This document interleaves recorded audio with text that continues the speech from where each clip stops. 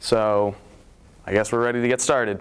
So for my SYP, my project was Filmmaking for the Masses, in which I wrote, filmed, edited, and hopefully in the future will distribute my own independent film. So movies have a particular ability to inspire awe within a person, to draw in an audience to a movie theater, to mystify, to captivate, to just convey emotions and feelings and complex ideas. So they're responsible for some of the first feelings of wonderment that we ever experienced as a child. They can sometimes make us laugh. They can sometimes make us cry. They can tell one of the great love stories set in Nazi-occupied Morocco, or they can tell the story of great horror in a dystopian Britain. Ooh. They can tell the story of a father attempting against all odds to provide for his family in post-World War II Rome. Or they can tell a slightly different story of a father-son relationship. So film is among the most expressive mediums that we have. It is kind of a mishmash of different art styles. So the cinematography is itself a type of visual art derived from photography and also different types of visual art such as painting. There's different types of theater arts involved in the acting and directing and staging and in the screenwriting. And then also with the editing phase is similar kind of to literature and the detail that is allowed to give to certain specific topics within the film. So, but throughout this all, film has created its own type of language over the years. And this language has always kind of spoken to me. And I've always been amazed by everything, every type of movie, the whole stage. And so over the years, I've come to form my own opinions, and I've come to look up to certain people in certain films. So my favorite director is Stanley Kubrick. So he was a perfectionist, similar to me in different ways. I'm not going to say many ways to compare myself to him, but his images and the sound design and everything about his movies is perfect down to the nail. And he has done many different genres, comedies, Dr. Strangelove, dystopian future, Clockwork Orange, war films, Full Metal Jacket. But my favorite one of his films and my favorite film is 2001: A Space Odyssey. The scope of the themes used, the dawn of man, why we're here, and also the philosophy of Nietzsche being involved in it is admirable, along with just the perfection of the images, the coloring, the composition, everything. My second favorite directors are the Coen Brothers. So I like them for a slightly different reason. They're great storytellers. So all of their movies have great dialogue or great plots involved with them. So from Fargo to The Big Lebowski, to all sorts of different films. But my favorite one of their films, which is my second favorite movie, is No Country for Old Men. So again, there are grand themes: good versus bad, greed, change, growing old, death, and just the subtle things that they do in the movies kind of were an inspiration kind of for some of the stuff that I did in my movie to come. So there's no music throughout, which kind of adds a stillness and a power to the film, and the dialogue is brilliant. So I've studied films. I've taken film classes here. This senior year I took my the art and technique of film for my film class, or for my English class. And so I've been familiar with films. I've watched films and I know what I like to see, and I've always yearned to make movies. So this is where I kept all my movie ideas. So I'd always yearned to make them, and I'd put down ideas on my phone. I still have them on my phone, about 20 different ideas on this. And one idea in particular always appealed to me.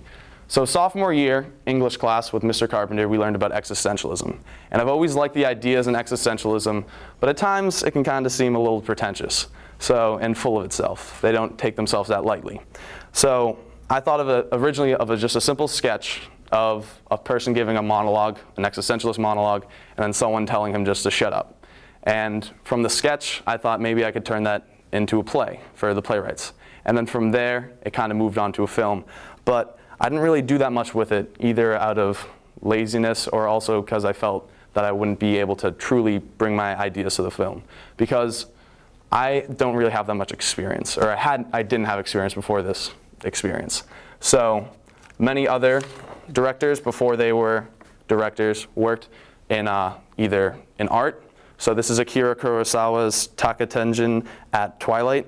Other directors such as David Lynch worked in art beforehand, and I'd never done art. Or most of them, especially cinematographers and other directors, worked in photography. This is Stanley Kubrick's one of his photos from when he was a photographer in his early years, and a lot of cinematographers and other things. But again, I've never really taken photos. I have photos on Facebook. I've taken photos for Facebook, but those aren't the same kind of thing. Or at least in the very least, were involved in the theater arts.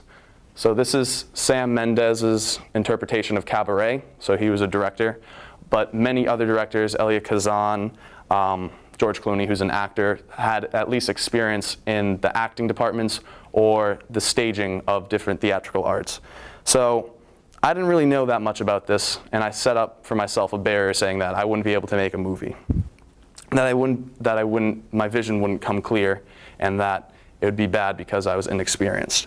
And I'd always sit on my ideas and never really do anything with them. I went to a couple of SYP meetings, but it wasn't until I sat and watched a Big Think interview with Mexican director Guillermo del Toro that it kind of clicked. So this is a quote from him during that Big Think, where he says, "You know, when anyone approaches me and says, I want to be a director, I always tell them, then you should be a director and don't say I'm going to be. Because you can direct good or bad, but you can direct from your iPhone, from your cell phone, with your cousin's video camera, with a webcam. Right now, except in the most abject circumstances, most people can get a hold of an image, audio, visual generating machine, and they can be directing and then realize they are already directing." So this idea really stuck with me, that if you want to do something and you have the tools, even if they're not the greatest, if they're not what you want the tools to be, then why not do it?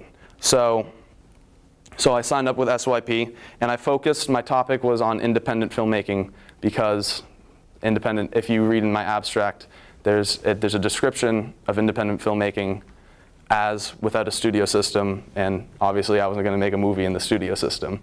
So I decided to focus on independent filmmaking, and I wanted to know what makes a good movie and how can I replicate this. So with that, I went off to work and with research. So normally for Christmas, I'd get video games or music or something, but this year I got something a little different. I got books. So here are 3 books that I got for Christmas. V.I. Padovkin's Film Technique, Stanislavski's Directs, Movie Maker's Masterclass. So from the first 2, which are pre-sound in movies, written books, so 1918s, 1910s, it really became clear that film is a culmination of all the parts together. So especially editing. V.I. Padovkin is very intense about editing. So I learned from these. I also learned from watching the makings of. So I watched many different films and many different films about films. So I saw how they made Psycho, how Alfred Hitchcock was a master with the camera. I watched a documentary on Stanley Kubrick, being my favorite director, and how he was able to attain and how he was able to achieve what he did in the filmmaking. And especially the makings of more modern films. So that's from Prometheus, so Ridley Scott directed that, and also Alfonso Cuarón for Children of Men, which you saw earlier. And then getting even more specific, I started to read screenplays that I thought would do well. So the top 2, Adaptation and Eternal Sunshine, are both penned by Charlie Kaufman, who's a great writer and also worked in Existentialism, which is the topic that I wanted to work in. And then the bottom 2 is Psycho is written by Joseph Stefano and Lost in Translation by Sofia Coppola. And so these 4 movies kind of clash against each other. The first 2 movies, both Adaptation and Eternal Sunshine, kind of helped me understand all the different ideas within existentialism and the creativity that you can put into a script. And then Psycho and Lost in Translation kind of talked about the simplicity about writing a script and showed me that you don't have to write a lot. So with that, I started to write. And being that my inspiration was about existentialism and specifically from the ideas of these two books, I read these two plays. So Tom Stoppard's Rosencrantz and Guildenstern Are Dead, and Six Characters in Search of an Author by Luigi Pirandello. They really got me inspired and got me to work. So this is my process that I undertook when I was writing my screenplay. It helped me out for the 3 weeks that it took me to write it, every day going down for an hour. So here's what I did. Hard thinking. So just thinking constantly and finding things, which is the next point, that help you think was vital. I'd say about 95% of my time writing was not me typing, was me just thinking about ideas and things like that. So, but the thing is, once you get an idea, to write it down, write everything down, to take your time. I took 3 weeks. And then once you have all that knowledge, all the different ideas, to just edit and revise all the time. I edited my script 8 to 10 times about, and got it down to about a 25-page script for my short film. So here's a quick little plot summary of what the film is about once I was finished writing. So a character, similar to Six Characters in Search of an Author, character is forgotten by his original author and tells an existentialist monologue. That's how the movie starts off. And then a second character is introduced that really clashes with him. So the first character wants to believe that his life has a purpose, and the second character is telling him, no, your life has no purpose. After which, he meets with another character who's the stagehand who's responsible for kind of killing these characters, and she tells him that basically that your life has purpose if you want it to have purpose. And then all sorts of different things happen after that. He confronts the other character, Tommy, again, and they again fight, after which Tommy eventually kills him, and he realizes too late that all he wants to do is just live. So that's a very, very quick and broad summary of the movie. So, pre-production. I want to thank the Newton North High School studio production because of all the equipment that they lent me and all the opportunities that they gave me. So really quick, a shout out to them. The cameras, I brought my own tripod, but the cameras were all theirs. They lent them to me. And it was really, really great to just have administration or to have a building, to have resources available. So once I had my cameras, I figured out the space. And now I need to thank the theater department and Mr. Brown, the head of it, for allowing me to use the little theater as a space for filming. So it was a little bit hectic because he wanted me to film from March 25th to April 6th, which is right at the beginning of when we get let loose. And I was thinking more of late March, or of late April. But I was able to work it out. And we would sneak in sometimes if we had to into the theater through a door that wasn't supposed to be left open. And finally, I need to thank my actors, Jack and Nick, and then also Eliza, who is not pictured. They were great friends, and before we started filming, we met, we rehearsed for 2 weeks, 5 different times. We went over blocking, the whole shebang. They really helped me out with the script, and this is kind of a personal thing that I'd like to share with you guys, but the sensation of hearing their words when they were reading it and stuff really brought my idea to like the max and just really helped me out. So with that, after pre-production and meeting with them and doing everything, I got into filming. So this is kind of the order of things that I thought about when I was shooting. So think, what needs to be in the shot? What relationships need to be highlighted? What is the purpose of the shot? Plan. So think about the different angles for the camera, whether it's close, all the different techniques that you can use to bring about your thoughts. Search. Once you find in the actual space, it is not what's going to be what you planned, because there's differences in what you think something should be and where they actually are. Prepare, get the shot ready and prepared, and then shoot. So it sounds easy, but here's some of the factors within a single shot, and just to rattle them off. Camera distance, long shot, medium shot, close shot, extreme shot. What type of shot is it? The type of lens, is it telephoto, is it a wide angle? Depth and focus, so how far is the lens focused? Camera movement, is it zooming? Is the camera moving? So pan, tilt, handheld, etc. What's the perspective of the camera? Where's the character placement? Top of the frame, bottom of the frame, off camera, etc. Negative space, balance of composition, dominant image, subsidiary image, density of the frame, depth of the frame, staging positions and blocking. Full front quarter turn profile back to the camera. Framing, is it loose, is it tight? Form, open, is it open or is it closed? Coloring, is it cool colors, is it warm colors? Lighting, microphone distance, and space to work with, and the actors. So, that's all within one shot that you have to consider all of these factors. And that's what I did with my movie. But you also have to think about the continuity and the editing and the sequence of shots. So with that, I'd like to just show you a short clip that I uploaded onto YouTube. Hello? So this shot, I'm going to talk over it while it's going.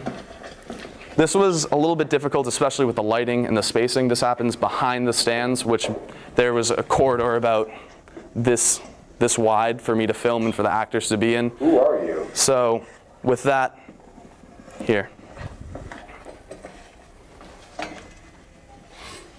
Can you see that? Not really. How long have you been here?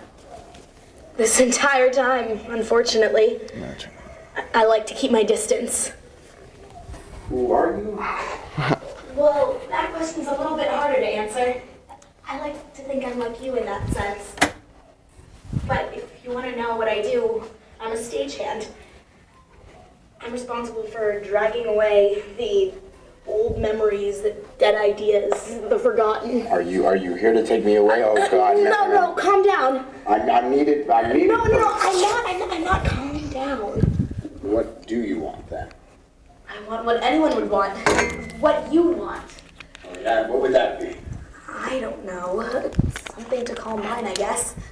I always find myself caught up in the same old routine, and there's an emptiness that I'm afraid can't be filled. I like you, you know? Oh. Well, I saw you and that other man talking. I heard what you said and what he said. All those terrible lies. I'm going to skip forward just a little bit just so you can see the last shot. Hopefully this will work.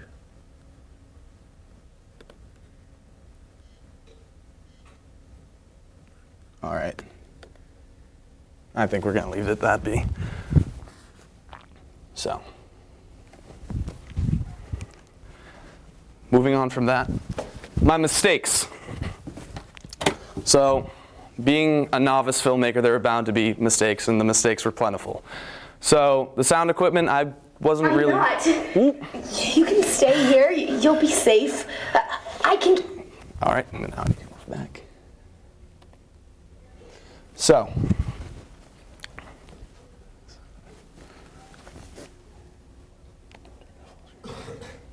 sorry about that. So, the sound equipment didn't work in the beginning, and I didn't realize it. So, the first few clips that I made were actually without audio. So that was a pretty big mistake that I made. Another mistake was I used two cameras but didn't realize that the settings on the cameras were different. So the images don't really match up as great as I would have wanted them to be, which is again another dumb mistake on my part. Planning, this was a pretty big mistake. I should have planned out better. I should have made storyboards for my shots, because once it comes to editing, I realized that some things are discontinued and things like that. And then the heart is there because all of my actors and everyone that worked with me were very close friends. So with that, I didn't want to be too demanding, and the film ended up suffering because I wasn't willing to take a couple more shots or to recommend them to do things. And lastly, time. Time was the biggest constraint, the biggest factor. Not being able to shoot things multiple times, and for my actors, they didn't have that much time to memorize. So there was a lot of shorter clips so that they didn't have to memorize longer parts of dialogue. So I ended with, after filming, over 600 different takes, over 5 hours of footage, over 50 gigabytes of information because they were on SD cards. And what you see on the right is all from one camera, 373 items. So with all of that, move on to the next process, which is editing, which is putting all these together. So this is from V.I. Podovkin, which was mentioned earlier with my book. So between the natural event and its appearance upon the screen, there's a marked difference. It is exactly this difference that makes the film an art. So editing is crucial for the film, for the flow of the film, and it was by far the hardest part, the easiest part to screw up on because it is so technical and all the different components, and the least familiar to me because I have never ever edited. I have shot films before with my friends for jokes and giggles and stuff like that, but I had never ever used any editing process. So it takes hours upon hours of me in a dark room, and I haven't even finished it. So approximately the ratio for me of time spent editing to actual footage is about 1 hour to every minute to minute and a half. So very long process. I'm still not completely done with it. And again, I'm going to thank the Newton North High School TV production studio because they allowed me to use the Final Cut Pro that they have and to use their computers whenever I wanted to. So with Final Cut Pro, all the different aspects of control, there's just so many different things that you can control and that need to be perfect. So audio level, just the pacing, you can slow things down, you can speed them up, you can get down to 1/100th of a second of cutting just to make it perfect, and that's what I tried to do. So with that, I have another short clip. This is the one that is made without audio. I'm hopefully going to dub in sound after the fact to coincide with the things, but there's no dialogue, so this is the intro to my movie, and with this I was editing for continuity and also editing. There's a match cut and a couple of other different techniques that are supposed to be powerful.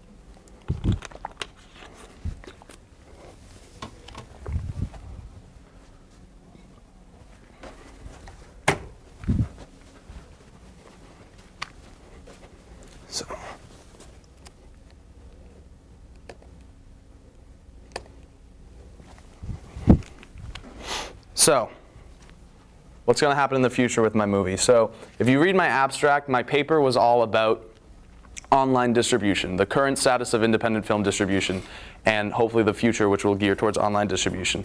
So once I'm finished with my movie, editing my movie, I will upload it onto YouTube or make my own site, and hopefully through social media, it'll get through to my friends, my family, and maybe even beyond that.